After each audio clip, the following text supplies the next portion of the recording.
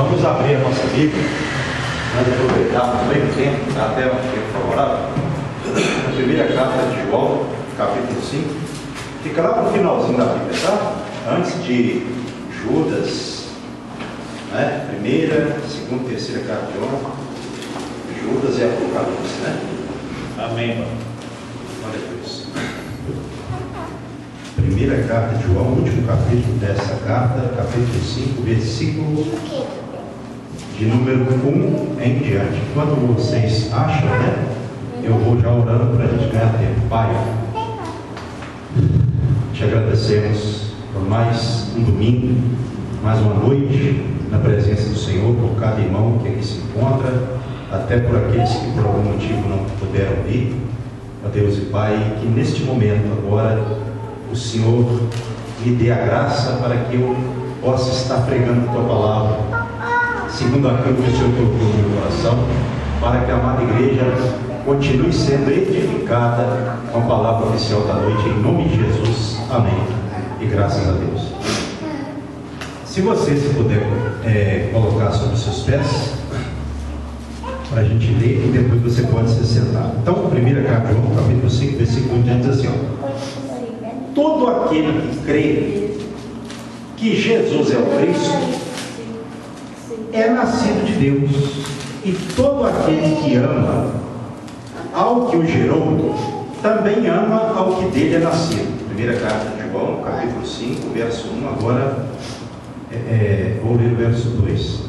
Nisto conhecemos que amamos os filhos de Deus, quando amamos a Deus e praticamos os seus mandamentos, porque este é o amor de Deus, que guardemos os seus mandamentos. Ora, os seus mandamentos não são penosos, porque todo o que é nascido de Deus vence o mundo, e esta é a vitória que vence o mundo, a nossa fé. Quem é o que vence o mundo, senão aquele que crê ser Jesus, o Filho de Deus? Amém. A igreja pode ser sentada. Irmãos, essa carta de João, ela me chama muita atenção, porque João fala do amor de uma forma muito objetiva, né? Muito clara. Ele recebeu uma revelação de Deus por meio do Espírito Santo muito direta, né? Então eu gosto muito por essa praticidade que o Espírito Santo levou ele, né, a escrever a sua carta com essa praticidade, objetividade, né? E o primeiro versículo aqui, do capítulo 5, diz que todo aquele que crê que Jesus é o Cristo é nascido de Deus, e todo aquele que ama ao que o gerou também ama ao que dele é nascido. Isso aqui significa o seguinte: toda pessoa que crê que Jesus é o Cristo, essa pessoa, ela nasceu de Deus. Esse alguém é nascido de Deus, porque tem como uma pessoa nascer de novo se ela não crê que Jesus é o Cristo? Não. É Ele que faz com que uma pessoa seja uma pessoa realmente convertida a Deus. Esse nascer de Deus aqui é a pessoa convertida a Deus. E aí a parte B, ela nos dá uma revelação também, bem assim clara, do verso 1. E todo aquele que ama ao que o gerou. Quem é que nos gerou? O Senhor, o nosso Senhor, nos gerou. Também ama ao que dele é nascido. Então quem ama a Deus, não é? Ama também aquele que é filho de Deus. Amém. Essa é uma revelação clara da Bíblia Sagrada. Aqui na carta de João, então, ela é bem clara. Por isso que nós mostramos que somos do Senhor, que cremos em Cristo que somos pessoas convertidas a Deus, nós mostramos isso amando não somente a Deus, mas também aquele que é gerado do Senhor, pelo Senhor. Amém. Quem é que é o gerado pelo Senhor? Aquele que a Ele se converteu. Por isso nós temos que amar os nossos irmãos. Deu para entender? Não tem como alguém ter nascido de Deus se não crer que Jesus é o Cristo, e também se não amar o seu irmão, a quem o Senhor gerou. Por isso que aquele, a Bíblia fala que odeia o seu irmão é homicida, e nós sabemos que nenhum homicida tem parte na vida eterna. Isso é muito sério, não é? Você vai ver isso na carta de João, capítulo 3, na mesma carta aí, capítulo 3, verso 15. Todo aquele que odeia a seu irmão é assassino. Ora, vós sabeis que todo assassino não tem a vida eterna permanente em si. Então, como a gente tem sido guiado, né, nesse espírito de amor, a Bíblia fala, e a carta de João aqui ela é precisa. Nós temos que demonstrar que amamos a Deus, amando também os nossos irmãos. Que a igreja sempre tenha isso em mente. Verso 2, ó.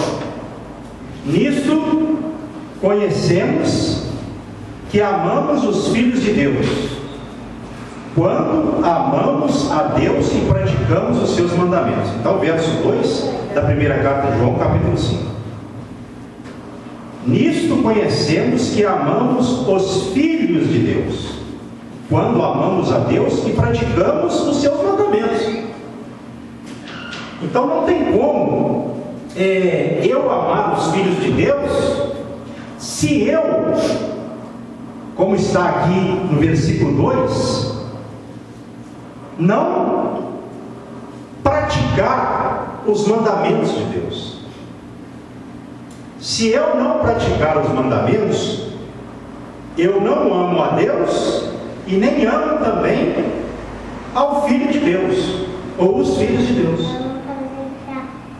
Uma outra coisa que é uma evidência de que eu amo a Deus é os mandamentos praticados por mim. Tem como a pessoa amar a Deus e não praticar os seus mandamentos? Isso é uma contradição. Alguém pode pensar assim, mas tem muitas pessoas assim no meio religioso. Pois é, falta de Bíblia. Essa é a questão. Deus não quer um relacionamento superficial, um relacionamento assim, distante, apenas guiado por uma simpatia. Deus quer amor, e para amar a Deus tem que praticar a sua palavra, os seus mandamentos. Nós podemos ver isso em várias partes da Bíblia Sagrada. Verso 3: porque este é o amor de Deus, que guardemos os seus mandamentos. Olha só, porque este é o amor de Deus, que guardemos os seus mandamentos. Ora, os seus mandamentos não são penosos, não são pesados. Pastor, mas servir a Deus é difícil. Está falando aí que guardar os mandamentos é algo leve, não é algo pesado? Por isso que a gente tem que interpretar. Por que os mandamentos não são pesados para os servos de Deus? Não que são fáceis de se praticar, lógico que não. Mas por que eles não são assim pesados para nós? ou penosos. Por que? Alguém pode me responder? Sabe por que a revelação? Porque o Espírito Santo está dentro de cada cristão. Por isso ele vai obedecer a Deus de coração, ele vai amar a Deus de coração e não vai ficar reclamando, achando pesado servir a Deus. Ainda que seja difícil, numa situação ou outra, ele vai aprender a ter prazer, porque o Espírito Santo age dentro de seu ser e gera nele esse prazer para que ele obedeça a Deus. Olha que maravilha! Então a explicação é: não são penosos, porque o Espírito Santo nos dá essa capacidade para que nós sempre possamos obedecer os mandamentos. Por que tem gente que fala: nossa, tão difícil servir a Deus, a palavra é algo estreito, é muito difícil? Mas quem nos ajuda a cumprir a palavra do Senhor? O próprio Senhor em nós, o Espírito Santo. Então, os mandamentos não são penosos ou pesados, porque o Senhor, o próprio Senhor, nos ajuda a cumpri-los, obedecê-los. Essa é a explicação. Ele nos dá a capacidade, evangelista, para que nós cumpramos. Isso não vem de nós. Então, deu para a igreja entender? Não é que é algo fácil, mas se torna suportável e até agradável. O fardo fica leve. Exatamente. Porque quem não tem prazer também nos mandamentos de Deus? Me fala. Se a pessoa não tem alguma coisa errada. Tem ou não tem? É por isso que tem pessoa que tem que rever os seus conceitos. Poxa, por que eu não estou tendo prazer em aprender a palavra, ler a palavra, meditar? Se a Bíblia fala que isso é algo tão prazeroso, né? É simbolizado lá pelo mel, né? E tudo mais, nós podemos dizer que a palavra de Deus é mais doce do que o mel, como disse, me parece que o salmista. Por que ele disse isso? Por causa do prazer que ele tinha em aprender a palavra. Não é? Verso 4 agora: porque todo o que é nascido de Deus vence o mundo, e esta é a vitória que vence o mundo, a nossa fé. Versículo poderoso, né? Nós falamos muito esse versículo.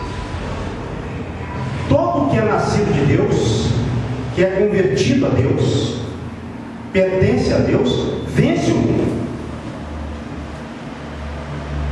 Porque também a Bíblia fala aqui mesmo, na primeira carta de João, capítulo 4, verso 4: filhinhos, vós sois de Deus, e tendes vencido os falsos profetas, porque maior é aquele que está em vós do que aquele que está no mundo. Por que nós vencemos o mundo com essa vitória que vence o mundo, que é a nossa fé? Porque o Senhor está em nós. Ele nos dá a capacidade para que nós possamos vencer o mundo. Quem é maior? A força das trevas ou a força da luz? A força da luz.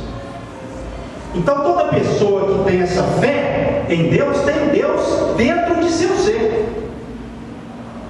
Por isso, essa pessoa torna-se indestrutível. Nada pode destruir uma pessoa que tem Deus dentro de seu ser. É uma promessa da Bíblia Sagrada. Então nós não vamos vencer o mundo com as suas perversões pelo fato de nós sabermos muito a palavra. Isso é bom, né? Conhecer a palavra é bom, a Bíblia nos orienta a isso, mas não é por uma capacidade nossa. Essa capacidade vem de Deus para que nós vençamos o mundo sempre. E a vitória que vence o mundo é a fé. E a fé é o que? Eu falei aqui outro dia, o que a Bíblia diz sobre a fé? O que é a fé? A fé é você crer no que você não vê. Então, é por isso que o cristão não pode ficar tão abalado quando ele fica sabendo, por exemplo, que tem alguém fazendo algo para ele. Como, por exemplo, um trabalho de feitiçaria para te matar, voodoo, ou qualquer outro tipo de trabalho. Eu não estou dizendo que esses trabalhos não têm efeito, não. Eles têm seus efeitos. Só que, contra o servo de Deus, o trabalho vem, mas ele vem e cai por terra. Porque Deus está na vida do servo. Amém. Então todo crente tem que ter essa alegria. Nós não estamos aqui na igreja competindo para ver quem sabe mais ou menos, quem sabe fazer isso ou aquilo melhor, não. O importante é ter fé. É ter fé. Porque é a fé que faz com que a pessoa vença o mundo. Maravilha. A vitória que vence o mundo é a nossa fé. Como eu vou vencer o mundo? Tendo fé no Senhor. E quem tem fé não vai abandonar a Deus, não vai largar, não vai deixar a igreja. Eu não estou falando, já veio o pastor com essas mensagens da igreja, não. Eu sempre falo da igreja como a Bíblia diz, fala sobre ela. A igreja é de Jesus, consequentemente de Deus. E quem está na igreja, azar do diabo. Quem está realmente na igreja, ali crendo, praticando. O diabo vai tentar essa pessoa? Vai. O mundo, com todas as suas tentações, ele vai sempre tentar a pessoa, vai tentar. Mas a pessoa, por essa fé que ela tem, ela vai vencendo. Ela vai vencendo. Pastor, mas tem dia que a gente peca? Peca, com certeza. Não estou dizendo sobre isso, não. Porque todo cristão peca também. Mas uma coisa é pecar, outra coisa é viver no pecado. E João fala isso aqui. Olha só, no mesmo livro ou carta, né? Capítulo de número 3, verso 6. Todo aquele que permanece nele não vive pecando. Todo aquele que vive pecando não o viu nem o conheceu. Então, nós permanecemos no Senhor e por isso nós não vivemos pecando. Nós pecamos. Crente peca. Quem não é crente vive pecando. E quem vive pecando nunca teve um contato real com o Senhor. Então deu para explicar a questão? A igreja entendeu? Isso é o que faz de nós um povo vencedor. É a fé.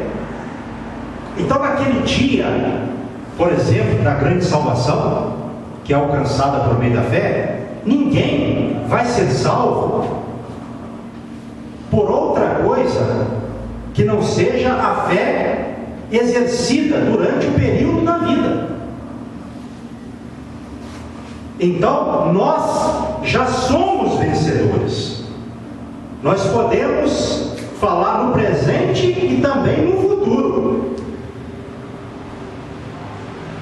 O crente tem que saber disso. Até para que ele não fique abatido, às vezes, a ponto de se afastar. Não. Porque o que Deus quer ver em nós? Fé. Fé é o que agrada a Deus. Deus está procurando aqueles que têm fé. Porque somente os que têm fé é que vencem o mundo. Amém. Não é verdade? Então, é necessário ter essa fé. Verso 5. Quem é o que vence o mundo, senão aquele que crê ser Jesus o Filho de Deus? E essa fé está em Jesus Cristo.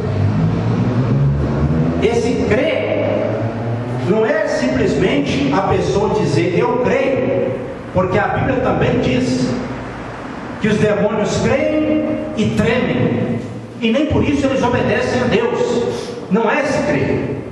Esse crer significa aquele crê de se entregar totalmente e não deixar nada para trás. Eu creio e por isso me entrego, me lanço. Tem como, por exemplo, uma pessoa mergulhar, se não com o seu corpo todo? Tem como, se não for com o seu corpo todo? Não, só com o seu corpo todo. Estou usando essa figura de linguagem para falar da entrega. Nós temos que estar nos entregando totalmente. Isso é ter fé, isso é crer. Então, por isso, ninguém vai nos vencer, só se nós recuarmos, porque a Bíblia fala que o justo do Senhor, ele vive pela fé. Se ele recuar, o Senhor não tem prazer nele, mas se ele continuar caminhando, Deus tem prazer nele, Deus abençoa ele, Deus salva ele, Deus leva ele para a eternidade, conduz ele rumo à eternidade. A igreja crê?